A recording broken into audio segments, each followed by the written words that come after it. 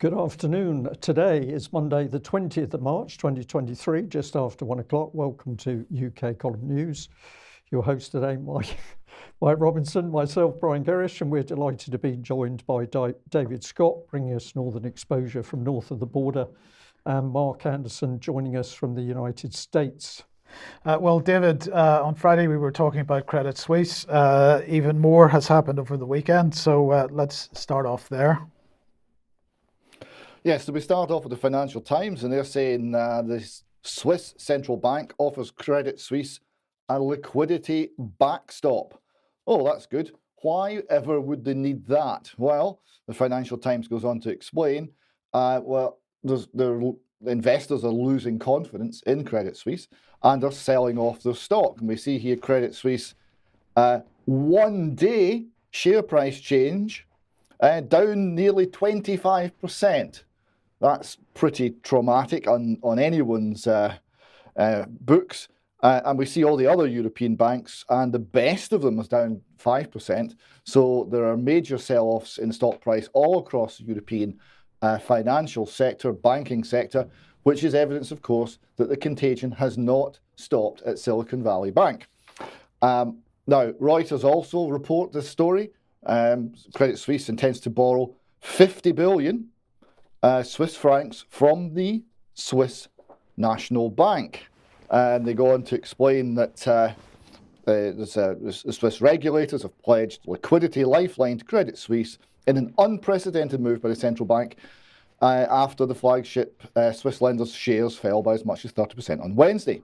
Quote, Credit Suisse is taking decisive action to preemptively, this is an interesting definition of preemptive, by the way, after your share price falls 30%, but never mind, preemptively strengthen its liquidity by intending to exercise its option to borrow from the Swiss National Bank up to 50 billion Swiss francs under a covered loan facility. It sounds so secure, covered loan facility, as well as a short-term liquidity facility, which are fully collateralized by high-quality assets. What could be better? What could be stronger? What could be more Swiss and reliable? Well, it's not quite like that. So the next thing we're going to have a look at here is the condition of the Swiss National Bank that's making this 50 billion Swiss franc loan. The most up-to-date accounts we've got from them are from 2022. And it transpired that in 2022, they lost 132 billion. The Swiss National Bank lost 132.5 billion Swiss francs in 2022 alone, and were highlighting that they would be going to make further losses going forward. And that obviously begs the question, how much cash do they have? So looking at their balance sheet, the most up-to-date one we could get was December 21. The total equity, so if you take all of the liabilities off their assets and what's left for sort of shareholders' equity in the Swiss National Bank, well, it was 204 billion, but you've got to subtract from that 132 billion. Right, so you end up with 72 billion, of which they're going, and that was in December. It will have got worse since then, of which they are going to lend either most or perhaps all to Credit Suisse to sort them out. So it does beg the question, who exactly is bailing out who, and how much confidence we can have in all of this banking shenanigans. And of course, we're not the only one to think this, because it got worse from there. Well, indeed it did. So then yesterday, the coordinated central bank action was announced to enhance provision of US dollar liquidity, because US dollar liquidity is the problem here. So the Bank of Canada, the Bank of England, the Bank of Japan, the European Central Bank, the Federal Reserve, and the Swiss National Bank announced a coordinated action to enhance the provision of liquidity via the standing US dollar liquidity swap line arrangements. Now, of course, there's no swap in this at all, despite what it says in the name, or at least the swap that might be happening comes later, if it ever comes at all. But basically, this is just more money printing. So that this was consisting It starting with the Bank of England, we have to say, because the Bank of England would be the first to implement this, consisting of 7-day loans and using new standing US dollar swap lines. As I say, no swaps in this as such. But then once that announcement was made, basically more money printing, then of course we had the announcement, David, that UBS was riding to the rescue.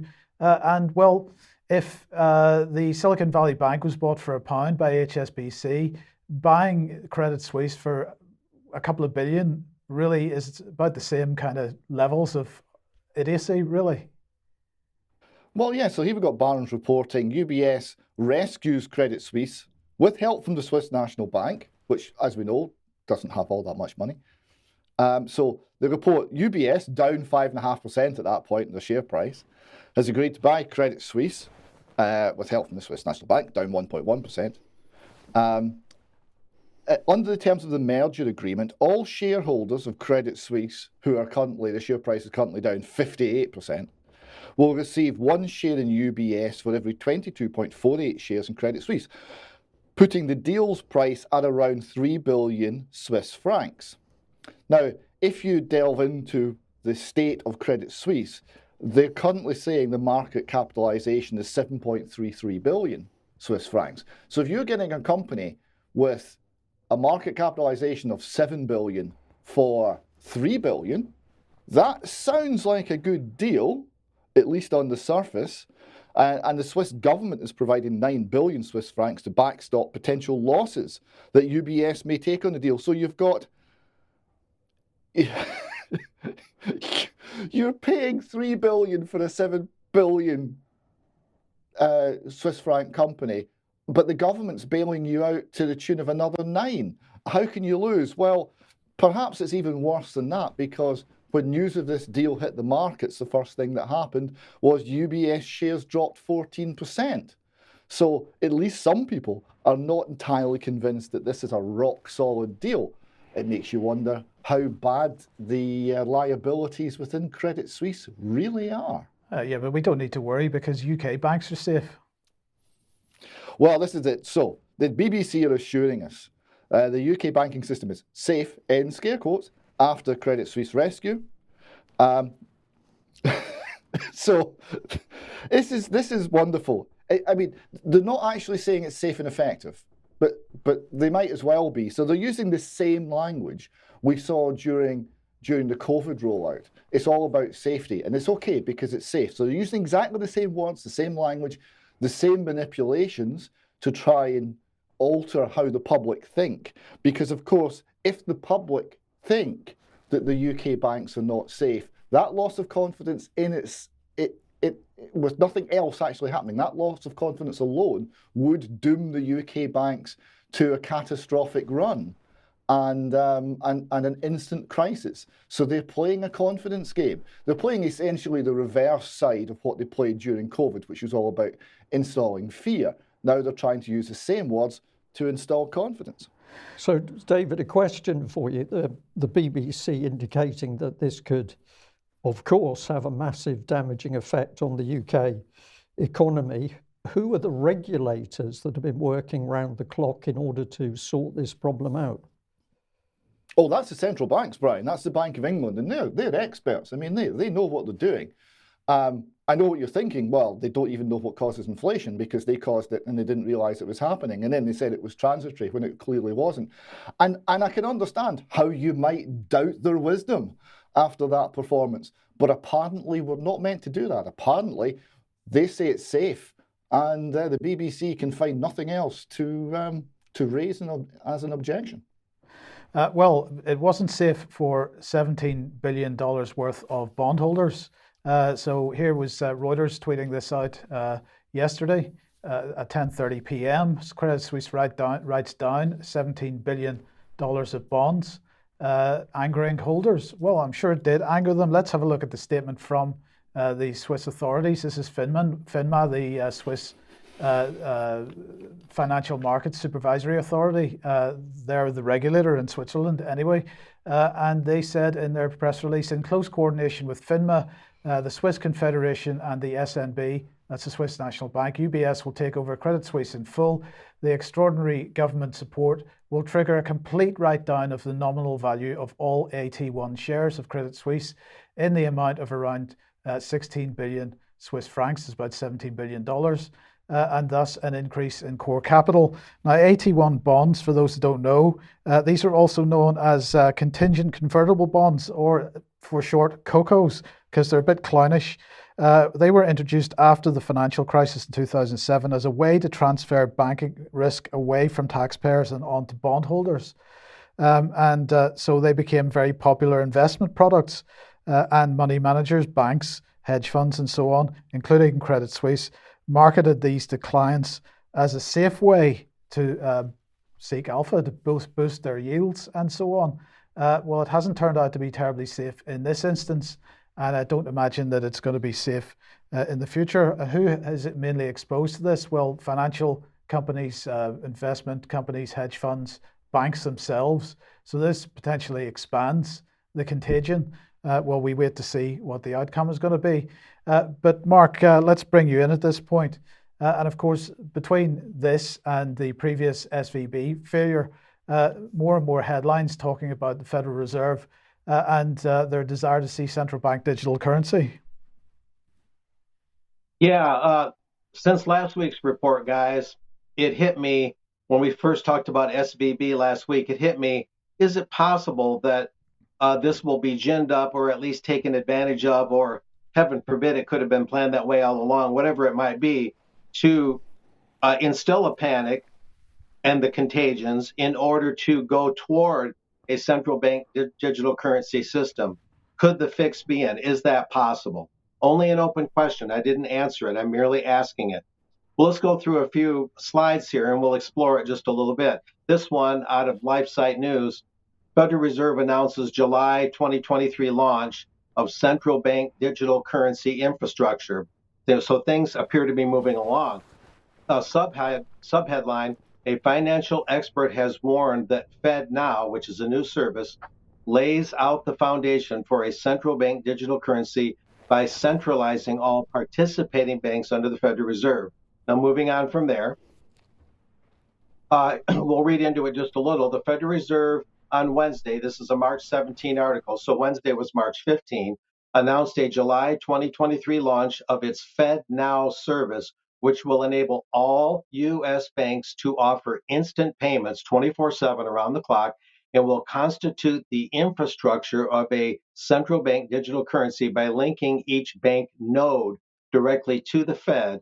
According to financial experts, FedNow will enable all the banks, any bank in the U.S., not just the big ones, to offer instantly available funds and real-time payments to their customers, explained Fed Chair Jerome Powell, speaking before the House Financial Services Committee on March 8th. That's formerly the House Banking Committee. It's now called the Financial Services Committee.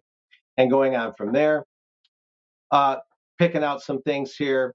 While the Federal Reserve Vice Chair Lael Brainard maintained during a House of Representatives Committee on Financial Services hearing in May that a central bank digital currency could take 5 years to launch due to needed security and design features, she added that FedNow will still serve many of the same functions as a central bank digital currency, according to the financial news outlet.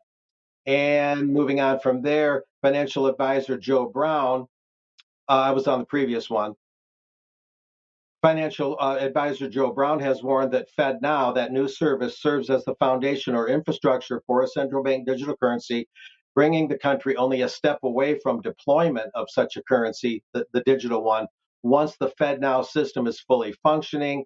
Mr. Brown added, this financial advisor, this infrastructure bypasses a lot of the need for the current banking infrastructure, which is the purpose of a central bank digital currency. And from there, we can keep going. Eventually, every single economic participant has an account directly with the Federal Reserve, the central bank, and then you don't need any of the decentralized nodes of the financial system, the previously existing banks. The advisor, Mr. Brown, said, this transforms the purpose of the entire banking system. It would centralize everything under one roof. And the only thing that would be left to do would be to have everybody open an account directly with the Federal Reserve. Now, that's pretty profound, even just in theory, even just because it's conceivable. And so it's also instructive to look at previous panics on this side of the pond. Uh, the U.S. had depressions in 1873, or panics, 1873, 1890, 1893. 1873 was considered the original Great Depression. Then came the crash of 29. That became the actual Great Depression. 2008, a little bit less of a ripple in 2013, and then now the big question mark. These are all these panics, many of which, not all, but many of which brought along major changes. The 1907 and 1893 panics were cited as the main rationales for creating the Federal Reserve System in the first place, I might add. And then this is uh, maybe at this point you guys would want to comment. I've got just a couple more slides. Anything you guys want to add? David? Sorry, we can't hear. Well, I can keep going. Yeah, go ahead. We've Not sure lost- what happened there. But anyway, this is from the Yale School of Management. And this goes along again with the same working theory I had in mind since last week. Is the collapse of Silicon Valley Bank the start of a banking panic? Because if some of this could be geared toward justifying a central bank digital currency, it has to be called a panic. It has to be actually defined as that. While Yale Insight says Silicon Valley Bank, a financial hub for tech startups, failed and was seized by regulators this week, Professor Andrew Metrick, who has studied past financial crises, explains how SVB's balance sheet got squeezed and how the risks of other banks experiencing similar losses could constrain the Fed's future decisions. He also warned that concern about bank solvency is a risk in its own right. And going on from there, it says in that article, the fundamental mismatch in the maturity of bank assets and liabilities, which is the very nature of banking itself, means that we are always at some risk. Banking panics have happened at regular intervals for hundreds of years. That's interesting. While the specific causes vary, the common theme is that panics occur when there's a legitimate concern about bank solvency. The FDIC recently reported that there are about 620 billion of unrealized losses currently at banks. 620 billion of unrealized losses. That's a lot. If interest rates continue to rise, then those asset values will fall even more. That's a consequence of higher rates. And if the economy goes into recession, that would be another blow to both sides of the balance sheet, And liabilities are generally deposits, and assets are like loans and long-term government bonds, things like that. But moving on from there, we also have Off Guardian, and now it's upping the ante. The Silicon Valley Bank collapse, how financial crisis boosts the rise of central bank digital currencies. So now we see that connection being made between panics and crisis and contagions and the actual creation, or at least the rationale for the creation of central bank digital currencies. And this Off Guardian piece adds, does that mean the collapses were planned and engineered to the last detail? Maybe, maybe not. Certainly, there was at least some warning for the people in the know. SVB CEO and CFOs, the bank's CEO and CFO, that is, dumped a combined $4 billion in stock in the 2 weeks before the crash, and Bilderberger Peter Thiel's Founders Fund withdrew all of its funds from SVB the Thursday before the collapse, according to Off Guardian anyway. That is despite the California Department of Financial Protection and Innovation finding that Silicon Valley Bank was a, quote, sound financial institution as late as March 9th, and that it only entered insolvency after investors caused a run. So there's some allegedly suspicious things going on here. There's also some things that concerned Israel and early withdrawals. I don't have that at my fingertips. And moving on, in January this year, the World Economic Forum published a paper titled, Can Central Bank Digital Currencies Help Stabilize Global Financial Markets? And this article opined, it's clear what the sales pitch is going to be, but more than that, it's possible that bank runs will eventually or actually be encouraged in the future because they could increase the uptake of digital currency. According to a report from the Bank for International Settlements, emphasis added, during a systemic banking crisis, transfers from bank deposits into central bank digital currencies would face lower transaction costs than those associated with cash withdrawals and would provide a safe haven destination in the form of the central bank. The lower costs of running to a central bank digital currency compared to cash imply that more depositors would quickly withdraw at a lower perceived probability of a system-wide bank solvency crisis. They argue that since any hypothetical central bank digital currency will be more secure than traditional bank deposits and are easier to get than cash, then people would opt to use it in the event of a run on the bank, and so on and so forth. And we're summarizing here. This is about the end of this. Once the central bank digital currencies are out there, optional at first, of course, not required, but optional, the central banks could theoretically increase the uptake by artificially engineering financial instability and causing regional banks to collapse. They won't make it mandatory, and this goes into what David was saying. They'll just make it safe. All that matters is safe. And another report published in 2022 by the UK's House of Lords describes central bank digital currencies as a solution in search of a problem. And this article concludes, it looks like they just found their problem. So what I thought about since last week's report, at least there's some preliminary indication that other people are thinking this way and that it could be conceivably heading this direction. Yes. Okay. Well, thank you for that, Mark. Now, of course, David, the question is, are central banks safe? We've already suggested that the Swiss National Bank isn't in such a safe position. But in the meantime, the Federal Reserve, if I remember rightly, for most of the last year was attempting to wind back its quantitative easing program.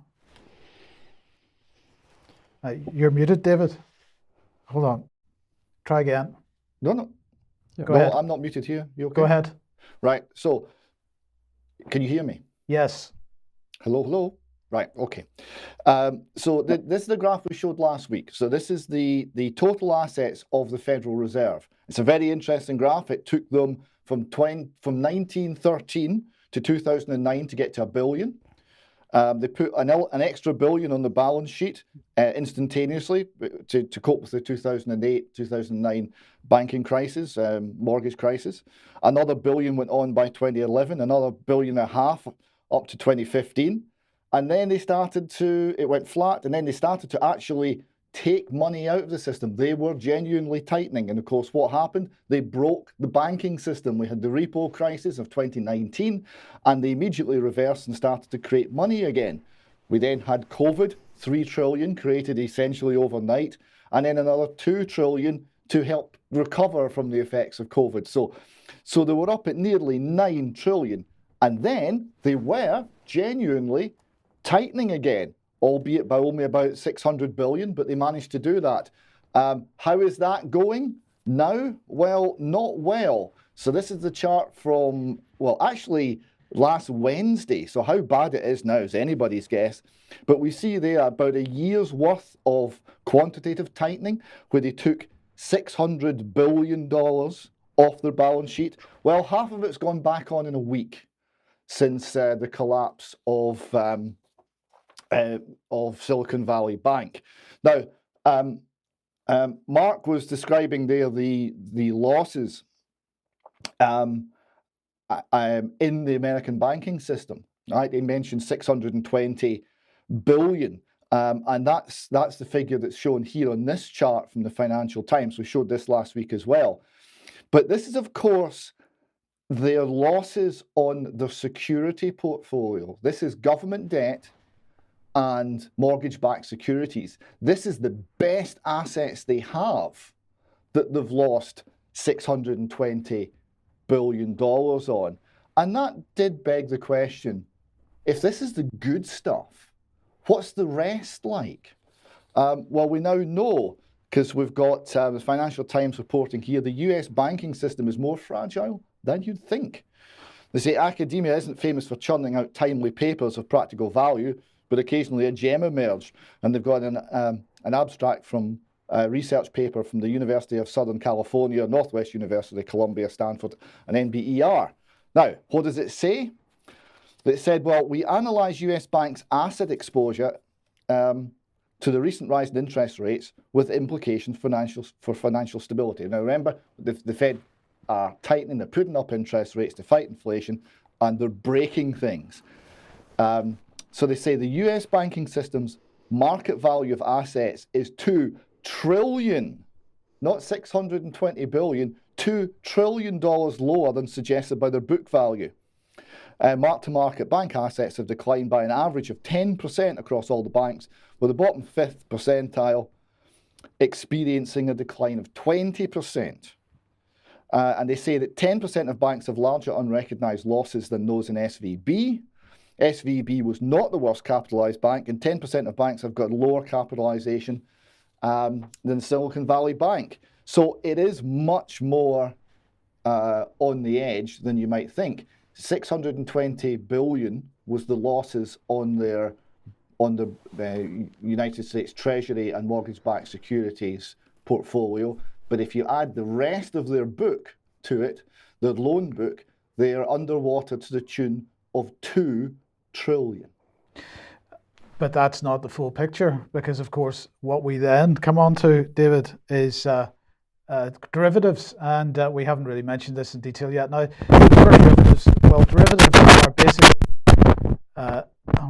derivatives are basically a side bet on something that's real. Let's just put it that way.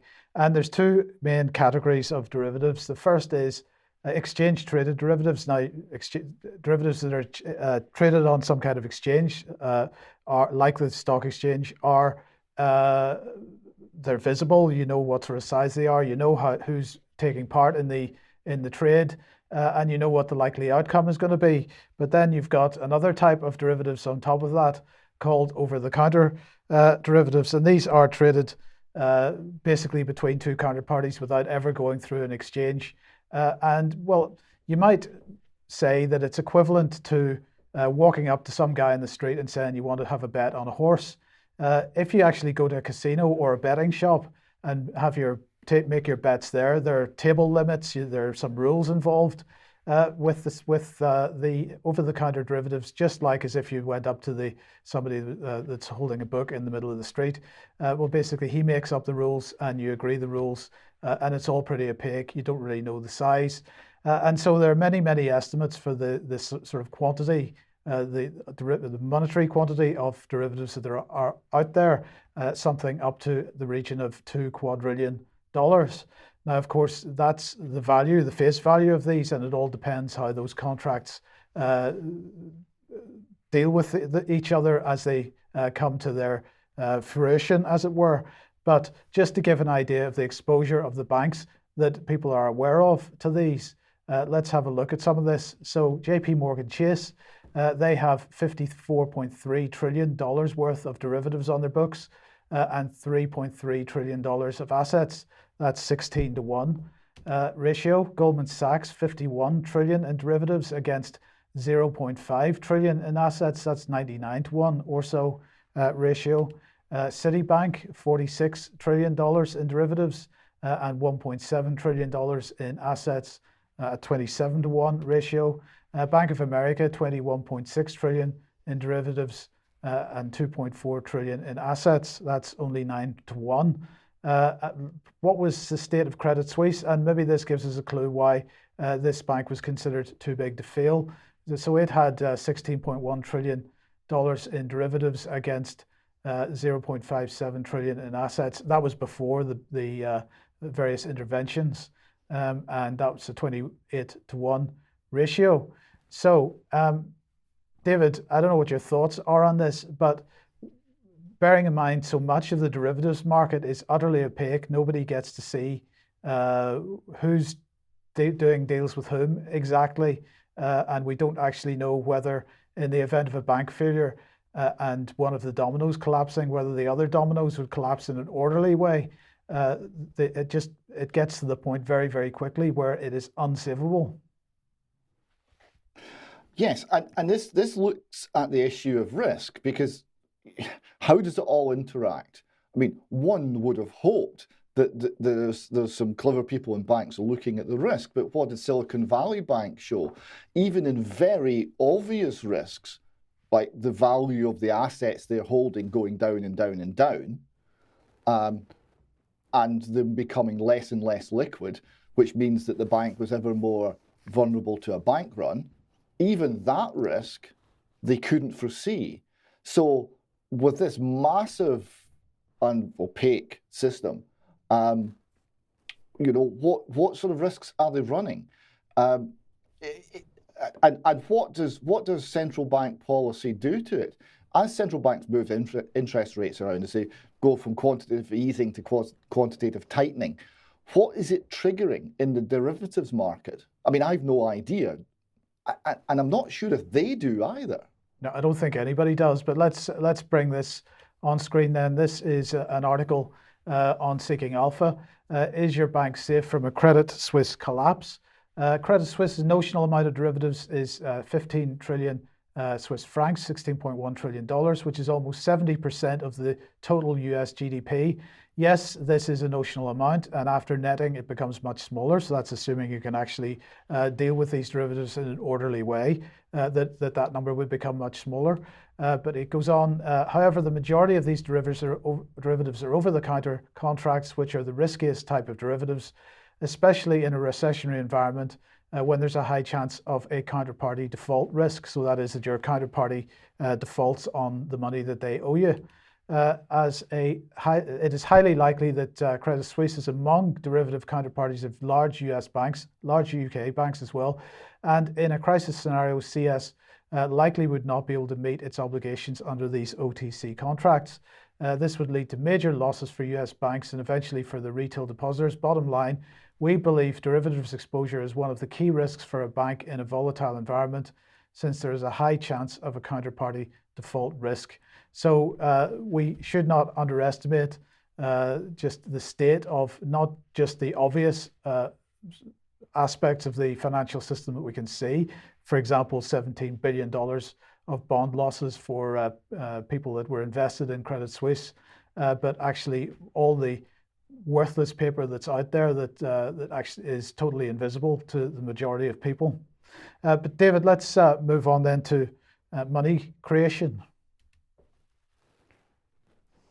Interesting, if inaccurately named, paper by the Bank of England. So this is the Bank of England coming somewhat clean on what the banking system is.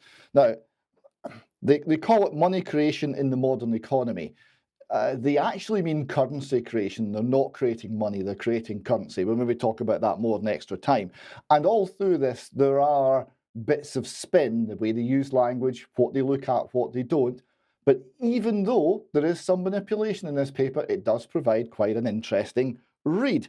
So it talks about how lending creates deposits, right? And they're calling this broad money.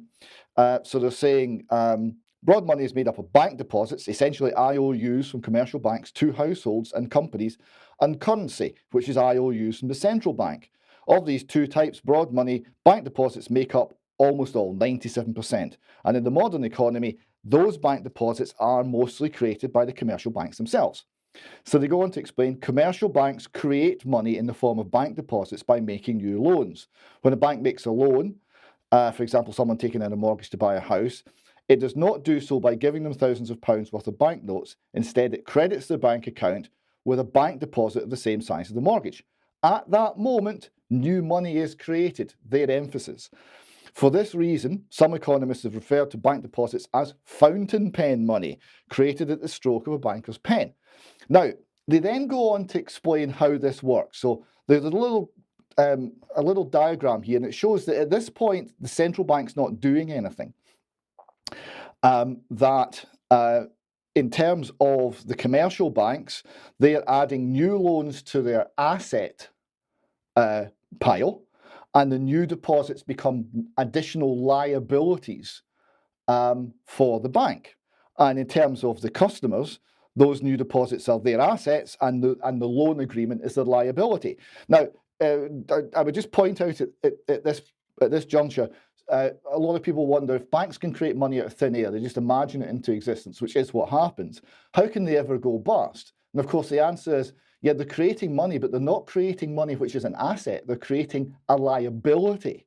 The asset is the loan agreement. And of course, if people default on the loans, the banks can indeed go bust. It then goes on to explain all of the statutory free-ish market, and central bank constraints on what the commercial banks can actually do. There are a lot of constraints on what they can do. They're by no means free to operate without constraint.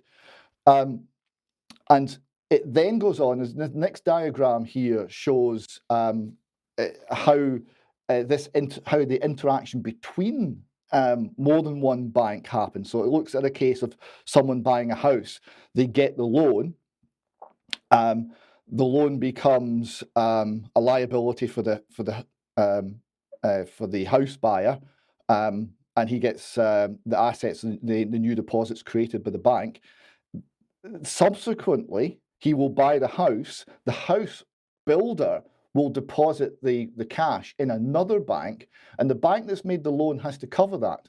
So the bank that makes the loan has their reserves depleted. Right, so that's a limit on what that bank can do, and that's why the bank needs to have other people making deposits into the bank to make up for that, so that the reserves are not entirely depleted. So this is one of the constraints as to what limits how much banks can create, and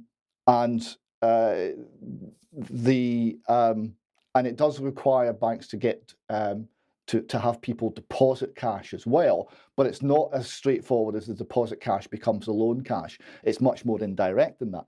And the final thing I'll cover from this paper is they talk a little bit about how quantitative easing works, which is also very strange and obscure. So quantitative easing, the central bank goes to non-bank actors, right, like pension funds that hold government debt. They buy the government debt, but they can't buy it directly because they can't interact with non-bank actors. They can only interact with banks. These bank reserves are a kind of special bank-only style of currency. So what they do is there's a correspondent bank that is the bank of the pension fund, and the central bank makes increases that commercial bank's reserves, and in return that commercial bank creates the deposits. All right, so you then end up with a situation that the central bank holds the government debt and more reserves from the commercial banking system. The commercial banking system has more liabilities, right? More money on deposit from, in this case, the pension fund, but also more reserves. So the actual money supply is expanded, but it's almost neutral for the banking system. But of course, the key point there is the liabilities of the central bank, the reserves, are going up and up and up. And as interest rates have gone up, that has started to really tell. That's why the Bank of England is something like 200 billion in the red, because of the interest payments going out on those liabilities, on those reserves, compared to the very small interest rate it's getting in from the debt that it bought. Okay, thanks for that. Any thoughts? Yes, but we'll save those for extra time. Okay, let's move on then. And well, President Xi Jinping is in Moscow to meet Vladimir Putin. And well, the BBC was going a bit nuts about that earlier on today. But let's just have a look at what the Chinese are saying about this. They are viewing this as a very positive development, and we'll come on to whether it is in a second or not. But this was what they were really seeing as the outcome from this meeting. They're looking for a mature and tenacious Sino-Russian relationship, which will effectively promote the unity, development, and prosperity of the Eurasian continent, bring together forces to jointly safeguard the norms of international relations, and strengthen mutually beneficial cooperation, inject strong positive energy into the complicated international situation, and make new contributions to building a community with a shared future for mankind. Now, that's what they are certainly saying about this meeting today, but the West not so happy about it, as we'll hear in a second. Now, of course, the Chinese have already brokered a peace deal in recent weeks, as we mentioned a couple of days ago, with Russia, with Iran and with Iran and Saudi Arabia, and that's quite incredible. But also lots of other stuff going on in the background here. So let's just bring President Assad on. He was visiting the United Arab Emirates over the weekend, and so this again, with all this Russian and Chinese influence in the background, has allowed this to happen. So we seem to be seeing a restructuring of relationships within the Middle East, Syria being brought back on stream, and so on. But in the meantime, China continuing to offer to try to negotiate some kind of peace in Ukraine. This is not going down so well in the United States. So let's just bring this little clip on screen. That if coming out of this meeting there's some sort of call for a ceasefire, well, that's just going to be unacceptable, because all that's going to do, Mike, is ratify Russia's conquest to date. All that's going to do is give Mr. Putin more time to refit, retrain, reman, and try to plan for renewed offensives at a time of his choosing. We hope, and we've said this before, that President Xi will call and talk to President Zelensky, because we believe the Chinese need to get the Ukrainian perspective here. Mm-hmm. So that was John Kirby, the National Security Advisor, clearly deeply unhappy of any potential meeting with between Xi and Putin, resulting in some kind of effort towards peace. That would be the last thing we want, Brian. Well, we certainly, we certainly don't want peace, because the money is all in the war. Let's remember at the end of the day that the war in Ukraine or any other war doesn't take place without the bankers and the arms industry getting a big cut. But I was fascinated by two articles for the BBC today. I read one after the other. I went back to the first one. I read the second one again. And I thought, my goodness, we've got the BBC literally falling apart here, because what you can see, or I believe you can see in the two articles, is pure cognitive dissonance by the BBC reporters. So this is the first article, 2 decades on, how the UK-US-led invasion turbocharged Iraq into chaos. Well, when you get into the article, it's not talking about chaos, it's talking about rape, murder, torture, genocide, but okay, we'll go with the headline. And the second one was this one, the Xi-Putin meeting, what to expect from China-Russia talks. So let's go back to the first one, which was written by BBC journalist Jeremy Bowen. And these are some of the comments from the article. By the time IS rampaged through Iraq in the summer of 2014, the US and the UK had ended their occupation. Jihadist ideology existed long before the invasion and had inspired the 9/11 attacks. And I'm just going to put a label on here. So basically, the US and the UK leave Iraq destroyed and in the hands of rape, torture, and genocide. He went on, he said, it's a grim irony that the invasion has dropped out of political and public debate in the US, which conceived and led it, and in the UK, its closest ally in the coalition. The Americans and British bear a heavy responsibility for what happened after the invasion, and its consequences also affect them. So we'll put in the label, the US and UK share responsibility for what happened in Iraq after the invasion. Here we go with the next one. Iraq's tyrant, Saddam Hussein, was well worth overthrowing. He had imprisoned and killed thousands of Iraqis, even using chemical weapons against rebellious Kurds. The problem was how it was done, the way the US and the UK ignored international law. This is an amazing piece by a BBC journalist. We'll read that again. The problem was how it was done, the way the US and UK ignored international law, and the violence that gripped Iraq after the Bush administration failed to make a plan to fill the power vacuum created by the regime change. Regime change, which of course the US and the British had constructed and achieved. So here we are, the US and UK ignored international law. 12 years later, by 2003, America's rage and arrogance of power blinded the second President Bush to the realities that had constrained his father. When the US and UK could not persuade the UN Security Council to pass a resolution explicitly authorizing invasion and regime change, Mrs. Bush and Blair claimed earlier resolutions gave them the authority they needed. So let's put in our label. America's rage and arrogance of power was unleashed. They gave themselves their own power. And here, among many who did not buy their argument, was the UN Secretary General Kofi Annan. In a BBC interview 18 months after the invasion, he said it was not in conformity with the UN Charter. In other words, illegal. France and other NATO allies refused to join the invasion. Tony Blair ignored huge protests in the UK. His decision to go to war dogged the rest of his political career. So we're going to label that the US and the UK criminally broke international law. And I think this article has set it out very clearly. So we're going to say, unusually, well done, Jeremy Bowen. So let's come in and have a look at what the BBC has to say when it's Russia and China. And here's the journalist, Steve Rosenberg. So Putin's looking for allies and trying to make Russia part of a common fortress with China, as well as with India and some parts of Latin America and Africa. Putin is building his anti-Western world.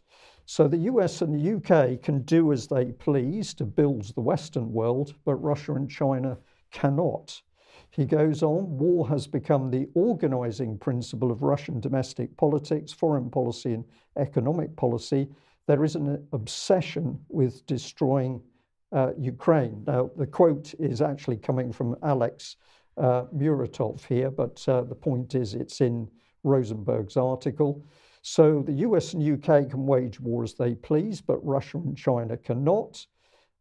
President Xi once called President Putin his best friend. The two have much in common. They're both authoritarian leaders and both embrace the idea of a multipolar world devoid of US domination. So what we're saying is that US domination of the world is good, but a Russian-Chinese multipolar world is bad. So just to clarify, that's what they're saying. Yes, absolutely. So if we look at those two articles together, quite incredible cognitive dissonance by the BBC, that now the truth is really doing some damage in this despicable propaganda machine, because their own journalists are now showing that they can't really keep tabs on what's reality. So I'll leave our viewers to think about this, but I thought the article on Iraq particularly good. Okay, if you like what the UK column does, you would like to support us, please head over to community.ukcolumn.org. There are options to help us out, and we will be discussing this in a bit more detail in Extra to begin with. Then if you'd like to pick something up at the UK column shop, then please do. But in any case, do share any material you find on the various platforms. Okay, well, a quick plug for the UK column here. This was a Twitter exchange. So a Dr. Simon Godek was saying these people have been right since the beginning. The struggle against the Great Reset and the Fourth Industrial Revolution over the past 3 years has been exhausting. What's often overlooked is that we started as a small group of resistance fighters. And underneath, somebody has said UK column deserve full recognition for their accurate coverage from the start. And B Lady says, completely agree. And thank you very much for the person who sent this through. But it's obvious if we look across quite a lot of social media now, people are picking up on the UK column. So that's very positive. Right, let's just do a little bit of an overview of what's happening in Ukraine. And of course, there's been an escalation in the fighting across all of the fronts over the weekend. I'll take you through this as quickly as I can, but I would like to say once again, I could only do this due to the good work of many other researchers who are kind enough to post their work on social media. So a story which is out there is that there have been Ukrainian attacks over the weekend. They have occurred mainly on the southern sector, Zaporozhye front. And if we really analyse these are reconnaissance missions with a few armoured vehicles, 2 or 3, and a few relatively small number of troops that are attacking along the line to probe the Russian positions. So we can't say that this is a full-scale attack. These are probing attacks that the Ukrainians are being carried out in a variety of places. But of course, Zelensky has told the world that there will be a Ukrainian offensive to try and push through to Mariupol and retake the Crimea. This will be interesting to watch. Rybar is a pro-Russian source, but put out a very good update on what was happening. So it's talking about Ukrainian air assaults being reinforced and repulsed. I'll leave people to freeze the screen to have a look at these. They're talking about armoured vehicles from the Ukrainians trying to be highly mobile on the battlefield, but this is very difficult because it's still very muddy. But it's very clear that there have been a number of these attacks to test the Russian defences, and you can read about it here. And ultimately, Rybar says the Ukrainian command is preparing for a large-scale offensive.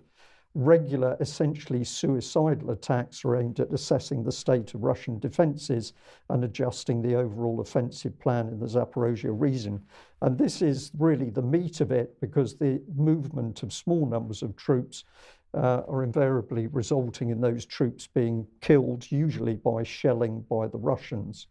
But in bigger areas of the front, Avdiivka, we've mentioned before. This is another fortified city which the Russians have encircled. And a report here from Il Russo. This is pro-Russian, but he's been quite accurate. He's now saying that Russian forces are entering the southwestern sector of the city itself, but this report is unconfirmed at the moment. In Bakhmut, Bakhmut is encircled. The one remaining road is virtually impassable. But what was interesting by this analysis by Weeb Union is that the bordered areas that you can see around Bakhmut city show the small sections that the Russian forces take at a time. They're not storming the city in one go. They are eating their way into it, and they're doing this because it reduces Russian casualties and increases Ukrainian casualties by the shelling. These two videos give us an idea of the state of the roads. I don't know where these two tanks are stuck in the mud, but I suspect it is the Bakhmut area. But if you look at it, you can see the reason why the Ukrainians are in dire straits, because if it is an unmetalled road, it's virtually impassable, and these tanks can't even pull one of their own out.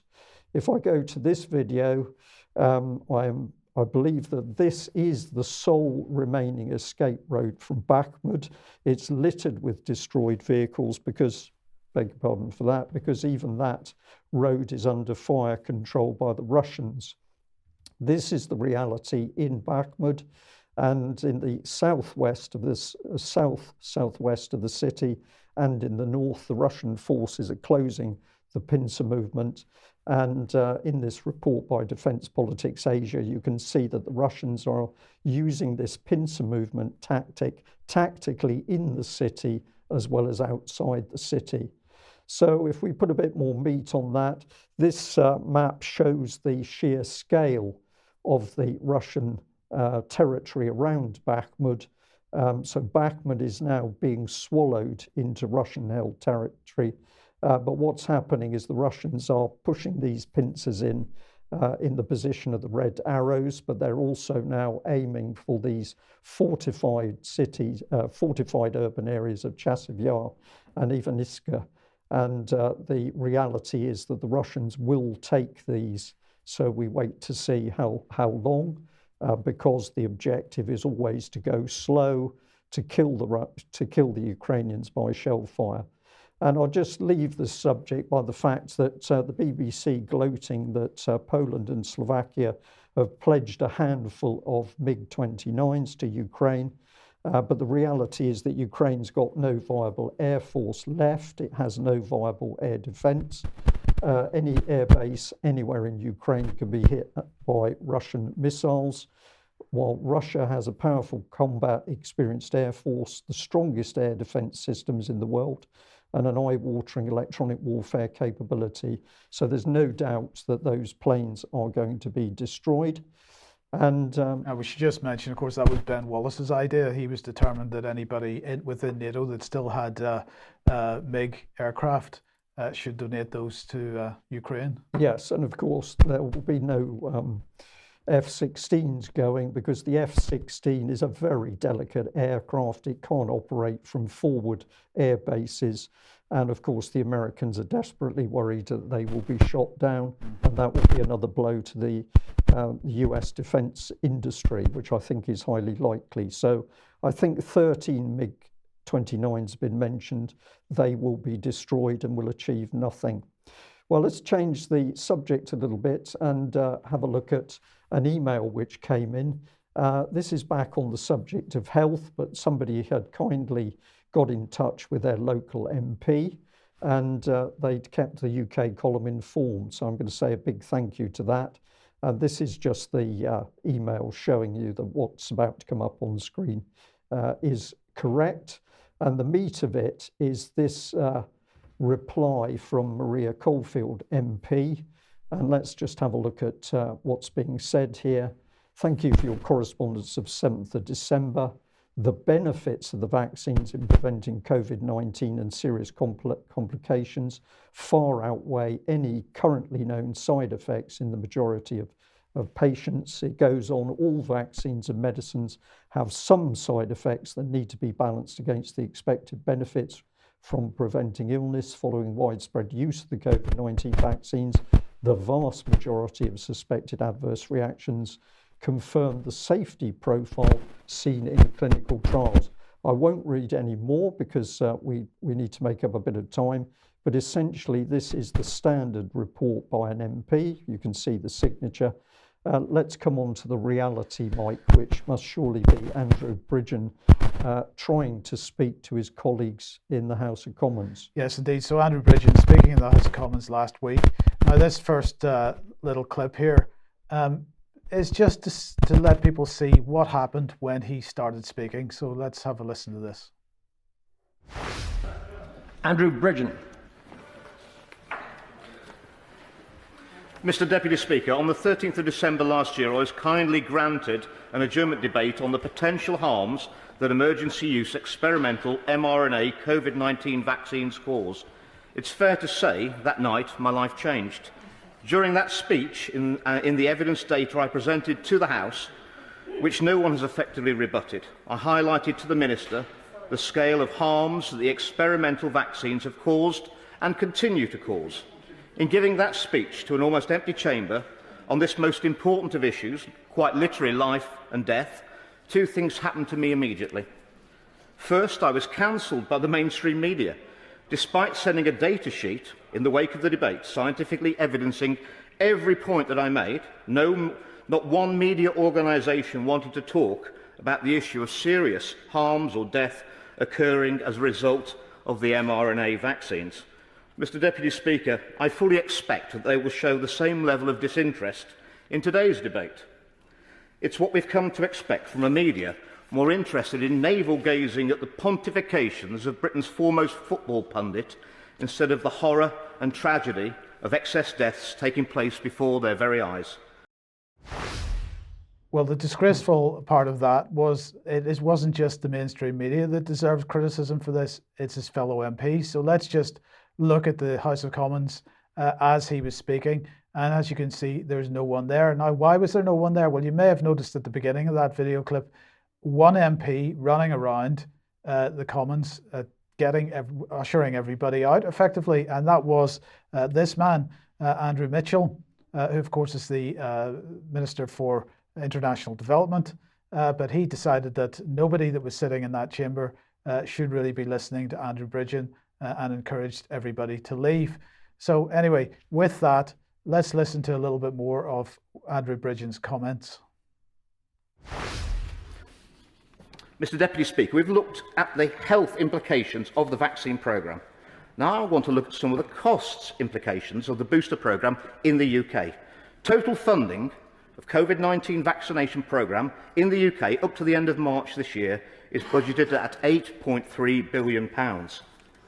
In February 2022, the GP online website, championing general practice professionals, published that GPs and community pharmacies were being paid £24 per dose for administering vaccines. That figure increased to £34 per dose at dedicated vaccine centres. These costs, of course, do not include the cost of the experimental vaccines themselves. For ease of calculation, I will count those at £20 per dose across the board. I will be generous and use the lower of the two figures for administering the vaccine, giving a total cost of £44 per dose. But even then, we see from the government's own data, using boosters, it cost over £1.9 million to prevent just one hospitalisation among healthy 50 to 59-year-olds, and over £11 million to prevent one serious hospitalisation due to COVID-19 in this age group. The cost to the taxpayer of preventing a hospitalisation of one healthy 40 to 49-year-old is over £4 million using boosters, and for healthy 30 to 39-year-olds, the cost of preventing just one hospitalisation is over £9 million, Mr Deputy Speaker. Of course, to prevent serious hospitalisation in all these groups, the cost is far, far higher. It is, of course, worth noting that in setting up the vaccine programme, the government indemnified vaccine manufacturers, which gave them total cover against all future claims of the adverse effects of their products.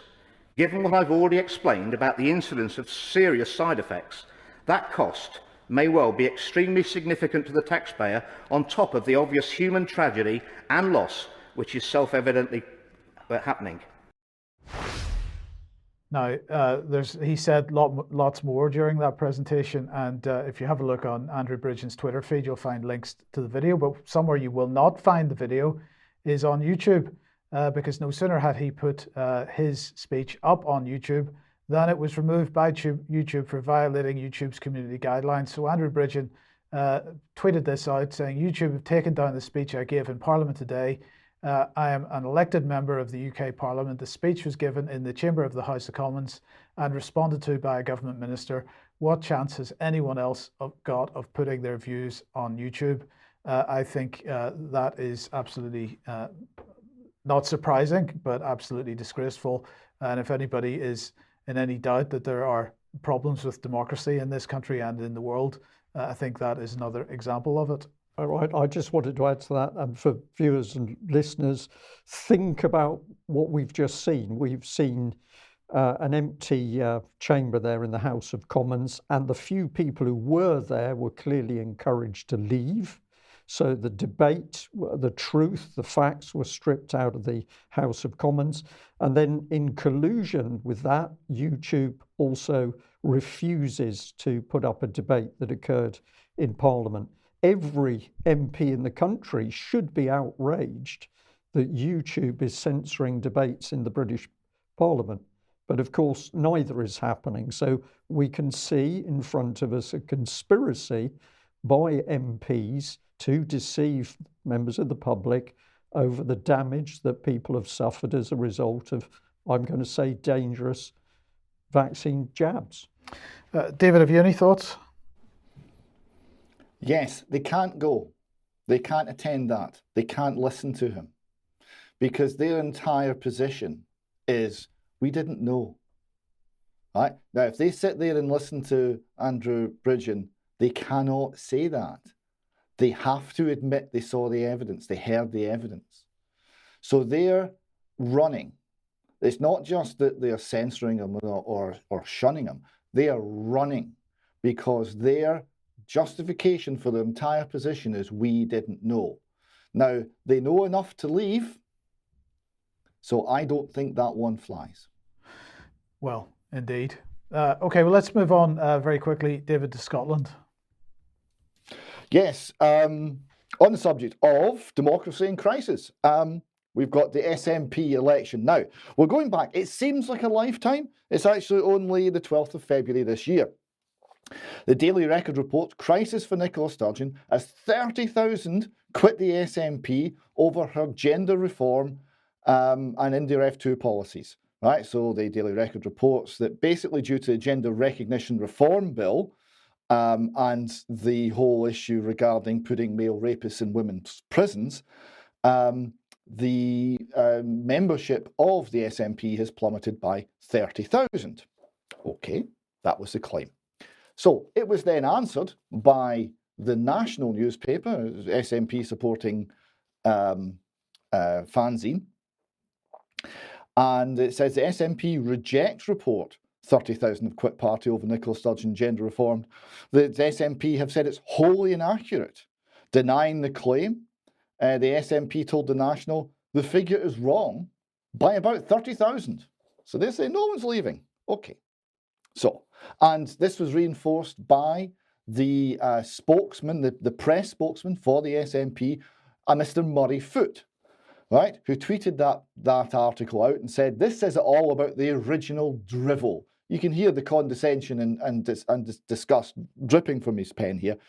The 30,000 figure that reported, it's not just flat wrong, it's wrong by about 30,000. Hashtag tartan bollocks, he says. I don't know what he means there. Now, then Nicola Sturgeon resigned, and there started to be an election campaign. And there was a problem with the election campaign because the electorate was somewhat, shall we say, obscure, secret even. And there was a concern on behalf of two of the candidates that the election may not be above board. So they wrote a joint letter, Ash Regan and Kate Forbes wrote a joint letter to Peter Murrell, Chief Executive of the SNP. And they said, basically, we ask you to disclose the following information to all campaign teams. The total number of paid-up members currently within the SNP, the number of digital voting papers that have been sent out to members, the number of physical postal voting papers that have been issued. Right, so you can see they're a little bit concerned because, well, as the Herald here reports, the SNP race sliding into paranoia and mistrust amid vote rigging row. They were concerned that former party members, or indeed deceased party members, might be voting disproportionately for Humza Yousaf. This was the concern. And it was backed up with enough determination that I think they were going to take the whole SNP organisation to court if they didn't release the figures. So they did release the figures. And to be fair, the number of people who left the SNP wasn't 30,000. No, it was 32,000. So here we have the Herald reporting, SNP loses 32,000 members in less than 14 months. 2,300 people quitting every month. They had 125,691 at one point, and they're now down to 72,186. Now, this obviously put SNP spokesman Murray Foote in an impossible position. So he tweeted out, acting in good faith, as a courtesy to colleagues at Party HQ, that's code for Peter Murrell, I issued the agreed party responses to media inquiries regarding membership. It has subsequently become apparent that there are serious issues with these responses, as in outright lies. Consequently, I concluded this created a serious impediment to my role, and I resigned my position within the SNP group at Holyrood. So one of many resignations. We might discuss the others in extra time. So he felt he had nowhere to go other than to resign. This then raised the question, well, if he was lied to by people at SNP HQ, that means Peter Murrell, what's his position in this? So he was then called on to set an exit date or face a vote of no confidence. And the National here again says, one senior member of the National Executive Committee told the Herald, we have the numbers, there's not a hope in hell that Peter can survive a no confidence motion. So faced with certain defeat in the no confidence motion, Peter Murrell decided to call it a day and resigned. Now, he's been organising the entire election. There's huge concerns over the legitimacy, the reliability of the election. So there are now calls for the entire election to be stopped and restarted. with a more stable and less corrupt organisation running it, if they can indeed find one. So that's this week in the SNP. Next week, who knows? Yeah, but David, of course, part of the problem here is that the closeness of the SNP establishment to the Clinton family. I appreciate it's not a direct relationship, but perhaps they're getting some inspiration from democratic voting practices in the United States. That's a fair comment. It's a little Chicagoan. Is that the word? Quite possibly, Mark. Oh, anybody that touches the Clintons gets soiled. I'll just leave it at that. Yeah. Okay. Well, let's move on, Mark, then to the disunited kingdom. Yeah, this is an interesting thing. I keep a close eye, of course, on the major think tanks. The Council on Foreign Relations, is no exception. How could it be? It turned 100 years old a couple of years ago. Anyway, they came out with this heavyweight article that came out swinging: Disunited Kingdom, Will Nationalism Break Britain? It's written by Fintan O'Toole. He's the Milberg Professor of Irish Letters of Princeton University in New Jersey. And this is a relatively brief report. It invites a lot of conversation. We'll move on to the next slide. This is another title of it: The United Kingdom's Existential Crisis. And we'll move on from there. This is just a little sampling. There may be no better example of how domestic dysfunction can hobble global power than the United Kingdom in recent years. You'll notice right away that global power is the most important thing, and domesticity, you might say, is secondary and takes a back seat. All that matters is global power. Anyway, constant political and economic turmoil has reinforced the sense that this once great power, Great Britain, is in terminal decline. Brexit, the United Kingdom's decision to leave the EU in 2016, put the UK as a whole at odds with Scotland and Northern Ireland, where large majorities voted to stay in Europe. Although Brexit is clearly to blame for many of the United Kingdom's recent problems, the forces undermining Great Britain's stability started taking shape long ago. Moving on. In a new piece for Foreign Affairs, Irish writer Fintan O'Toole argues that English nationalism, which was previously buried under British and imperial identities, quote unquote, is one of the driving forces pulling the UK apart. Today, the country is, quote, unsure about not just its place in the international order, there's that sacred order again, but also whether it can continue to be regarded even as a single place. We discuss how Brexit continues to haunt British politics, the future of the Scottish independence movement, there's one for David to think about, and how national identity is formed and expressed. And I read through Mr. O'Toole's entire article, which was a pretty good cure for insomnia. But basically what he's saying, and I summed it up in some notes, without the EU, what can the UK thrive on? What can it identify itself with? According to this author, neither king nor queen, nor Protestant Christianity, nor industry, nor unionism, none of that can enliven or give meaningful identity to the UK, to Great Britain. The nationalists in Britain ruined it all by approving Brexit, even though pro-EU voters in Scotland and Wales largely favored staying in the EU. Now Scotland and Wales instead want to leave the UK. They're going more nationalistic, he says, but they want to stay in the EU even though they want to leave the UK. Meanwhile, New Zealand and Australia are looking at Republican movements. They don't necessarily want a royal head of state, but Britain and the UK joint. But it couldn't be that Britain joining the European Economic Community in 1973, 50 years ago, that couldn't possibly be the problem, joining the EU in the first place. The only explanation for all of this, according to the CFR, is that many in Britain are being nationalistic. They approve Brexit. They're the one and only problem, and the sacred international order is crumbling as a result.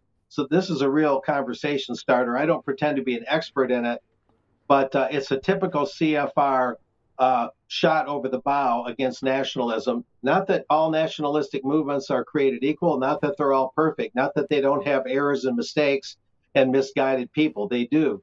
But does that trump the damage done to the UK when it joined the EU in the first place 50 years ago? What are your thoughts, guys?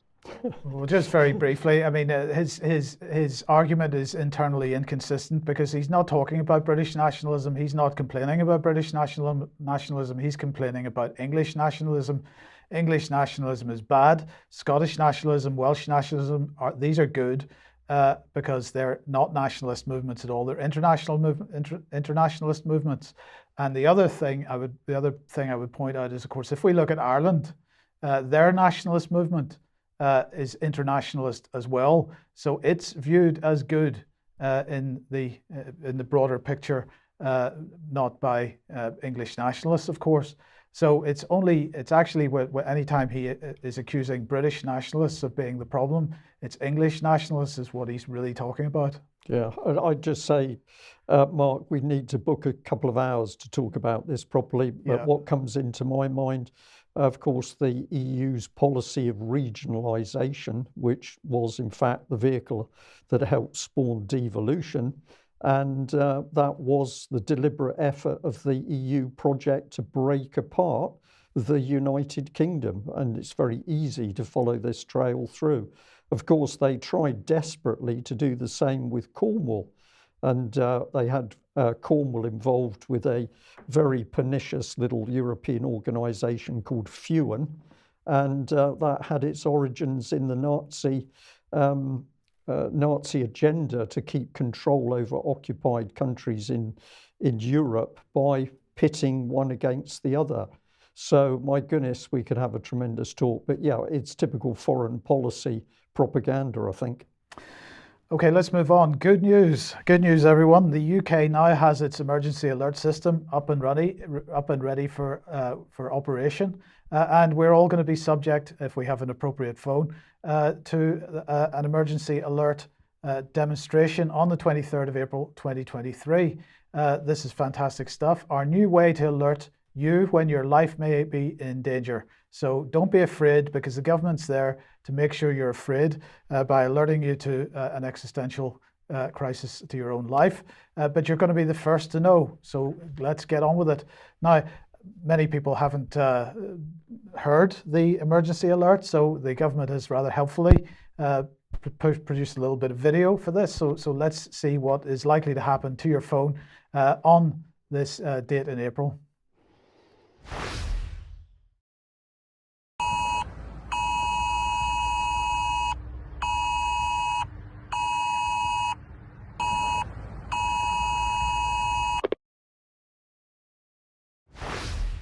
There you go. That should be very impressive to everybody. Now let's just look and see what they announced on their page. Here is the page, and it says how emergency alerts work. Emergency alerts work on iPhones running iOS 14.5 or later, Android phones and tablets running Android 11 or later. So if you have phones which are well out of date, hopefully you won't be receiving this nonsense. If you have an earlier version of Android, however, you may need to still have a look and make sure that your alerts are switched off. If you do want to opt out, you can opt out of emergency alerts, but you should keep them switched on for your own safety, because it's all about your own safety. Don't worry about anything. You're going to be kept safe by the government, which is going to send you out an emergency alert and tell you exactly what to do under all circumstances. But the instructions for switching this nonsense off are on screen at the moment. So you could be driving your car somewhere in an urban area, paying attention to the traffic, paying attention to cyclists or pedestrians, and you get this alert going off. Yes, but don't pick up your phone in the car. Oh, no, but you don't need to touch the phone and do something unlawful. The government is going to break your concentration, and then you wipe out the cyclist. I think this could be quite interesting. I'd really like to send the government a bill back. They can alert me via my phone, but I think possibly £1,000 would be a reasonable price fee for that, yeah, for them to use a system which belongs to me and I've paid for. Yes, okay. Let's move on to this then, Brian. Well, I had to mention this. The Guardian here, the Met Police on the last chances, the Casey report, this is from Lady Casey, is to condemn a failure to change. Apparently the Met Police is riddled with deep-seated racism, sexism and homophobia and has failed to change despite numerous official reviews urging it to do so, an official report will say. Now, I will say that, of course, the Met Police is riddled with deep-seated racism, sexism and homophobia because it was infiltrated from the inside. Common Purpose was one of those vehicles which seeded it with a woke agenda which destroyed the way it operated. But if we go back a bit, this is the lady herself, a wonderful photo. Met appoints Whitehall troubleshooter Louise Casey to wipe out misogyny. And she was appointed by Cressida Dick at that time. Common Purpose. But of course, Cressida Dick was herself a Common Purpose guru who helped bring Common Purpose into the Met. And Common Purpose clearly was one of the vehicles which caused huge friction in the Met Police, as it did in other police forces. So this is a fascinating little story. But if we look at what the lady says about herself, she says the Daily Mail don't like me because I'm female and fat and lefty. Other people on the left think I sleep with the devil. So this looks like a mature mindset to go investigating the Met Police. We recognise the grave levels of public concern following the kidnap, rape and murder of Sarah Everard and other deeply troubling incidents and allegations. I've said that we know a precious bond has been broken. Trust is given to the police by the public's consent. So any acts that undermine that trust must be examined and fundamentally changed. I'm going to predict that in the report, which I've not yet read, she will not have investigated what Common Purpose did inside the police forces across UK. She said this will no doubt be a difficult task, but we owe it to the victims and families this has affected and the countless decent police officers this has brought into disrepute. So, very interesting lady here. She's got a sort of social work background, but she was deputy director of Shelter in 1992, head of the Rough Sleepers Unit 1999. And I was slightly amused to see that after she'd been head of the Rough Sleepers Unit and she'd been there appointed as chair of the Rough Sleeping Task Force in July 2020, she was nominated for a crossbench peerage. I get a vision of her laid out on the benches sleeping. That's not to make light of rough sleepers, but this is a social woman who's now been brought forward in order to look at what's going on in the police. And I think a lot of questions need to be asked about who she really is, what her agenda is, but we'll wait to see what's in the report. David, we're a little over time here, but maybe we'll just end with a video. Yes, this is one of many videos by a Twitter account and YouTube account called Clown Medical, and we've covered several in the past. I don't think I've ever seen a response on Twitter quite like the one this has got. People coming back with their own personal experiences. The song itself, in a satirical manner, tackles a very dark and very difficult subject, but the response it's got has been warm, and a lot of people have been very grateful that they've raised the issue of how our elderly people have been treated in the past 3 and more years.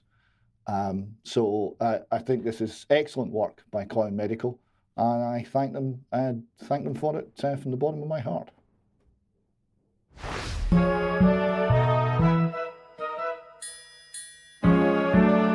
Give them the old French midazolam, Matt's midazolam. Give them a dose that would make a blue whale sick. The results will be more than catastrophic. Give them the old morphine combo, hush and disable them. How can they breathe when they've just been euthanized? All of these old folks in us they trusted. Oh, how they their family should be disgusted. They got medazzalammed and departed this life.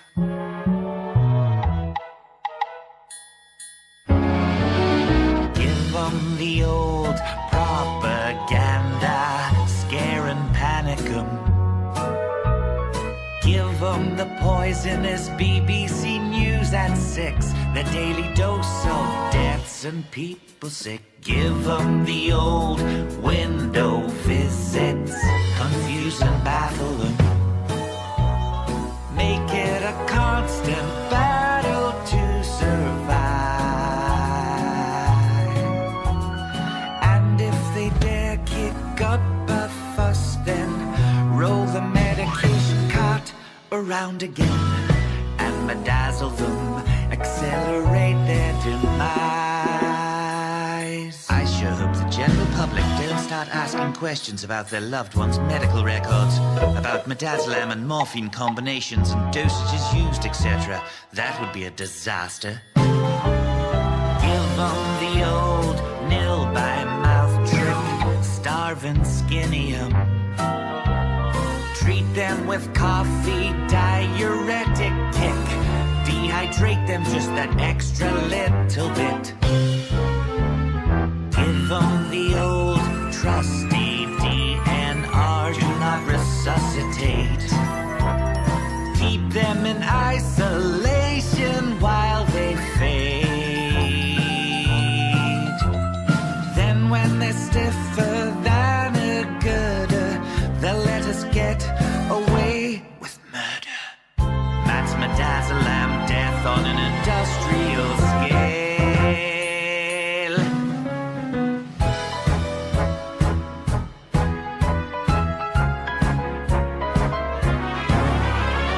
Give them the old Matt's midazolam, Matt's midazolam. Show us the servile killers that you are.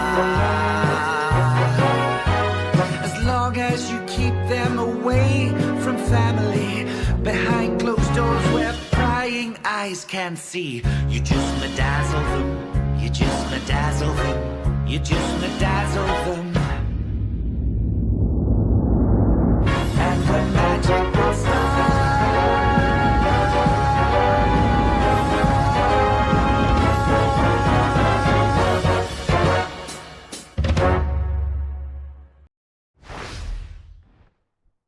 What do we say about that?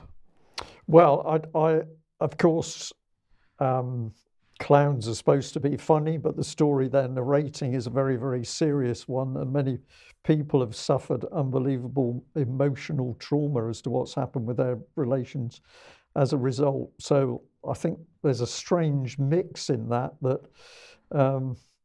yeah, Yeah, it's hard. but it's anyway, hard, yeah. Yes.